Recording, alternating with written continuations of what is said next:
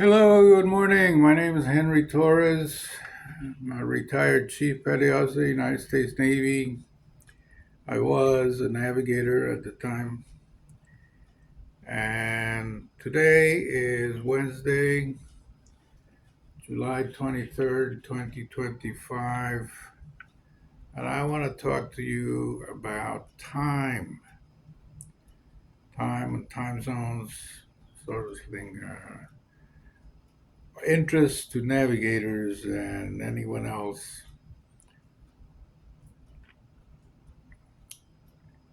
Let's begin at the beginning. At the beginning, God created the great cosmic man, which is nothing less than the entire universe. And God gave us the six directions: forward, back, right, left, above and below, three-dimensional space. On the fourth day of creation, God created the planets, the stars, to measure. They were the instruments to measure time. But it was on the seventh day of creation that God put the entire creation into motion and gave us time. Time is the fourth spirit in God, called order. It is motion. Time is motion. And motion is measured in degrees of arc. So here on planet Earth, man devised a system. Very simple. One complete revolution of the Earth around the sun is equal to 360 degrees, which is equal to 1 year. Well, using the same criteria, one rotation of the Earth around the axis was equal to 360 degrees, and it is 1 day. Then we took it apart. We began to say, okay, for this revolution that is 360 degrees, if you divide that by every 15 degrees, you end up with 24 sections: 15, 30, 45, 60, 75, 90. All the way around, you have 24 sections. We call them hours. And then you can divide that further down to minutes and seconds. But the bottom line is that we have the standard of time on planet Earth is motion. It could be different somewhere else, but I doubt it. I think in other parts of the universe you still have the same physical laws, and motion is motion. The important thing is that planet Earth is our local time. So 1 year in planet Earth is different from a year, say, in Saturn. It would be different. It's a different duration around the revolution of the orbit around the sun. So 1 year is different. And it's just the massive size of Jupiter compared to the Earth. One revolution is different. So time is not universal. It's actually a very local thing. We used to have it in history books, for example. We know that there was local time in London, local time in New York and Philadelphia, and local time in Los Angeles, and local time in Tokyo, and local time in Constantinople, which is Istanbul, and local time back to Greenwich. But at noon, the sun is up above. And so everybody would set their clock. And if you set your clock at noon to 12 o'clock, it will be 12 o'clock in Greenwich. and 12 o'clock in New York, and 12 o'clock in the various places around the globe, when the sun reached the highest point of the earth, it was noontime. So it'd be noontime as the earth is revolving on its axis, and it's always the same. It's just that the earth is moving. Local time. By the addition of the time zones, which is back to that division when they calculated that 24 hours would work very conveniently to 15 degrees of arc. Every 15 degrees of arc is equal to 1 hour of time. Simple as that, 60 minutes. So, where I stand, I'm over here in plus 5 Romeo, which is 75 degrees west. That's about here. At 75 degrees west, the standard meridian for me is that it's 5 hours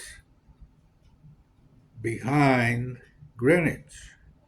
Why is that? Because the guys in Greenwich invented the system. So they were standing in Greenwich and they said, well, this is zero. So if you go in that direction east or in that direction west, you're going to be 1 hour from Greenwich, depending on which way to go. So it's either earlier or later. So here where I am at 75 degrees west, we're in plus 5 Romeo, but that's geographically. Locally, we know that we use daylight savings time. And all that means is that we decided arbitrarily that we're going to move our standard meridian from 75 degrees west to 60 degrees west, 1 hour to the east. Therefore, it's plus 4 Quebec. So right there is a quick, simple explanation of what's happening. But the bottom line is that the time is always local. And you have within one time zone, for example, if one time zone is 15 degrees, so 7.5 degrees to the east of the standard meridian and 7.5 degrees to the west of the standard meridian is a different time. So it can be 59 minutes earlier in one side of the standard meridian to the other, to the time zone. That's only of interest to the mariners, but the reality is that we know what time it is locally, only local. We move along and we go into the clocks. What is a clock? A clock is a timepiece that measures this rotation, right? The calendar is different. The calendar measures the revolution of the entire planet around the sun. But a clock only measures this. There have been all kinds of clocks throughout history. Right now, we have some very accurate ones.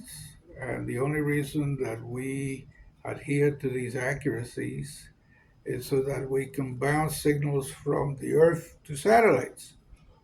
So communications gave us that, more accuracy. But in terms of a true understanding of time, most people have no idea. What is it? So here it is. It's motion. That's all it is. Motion.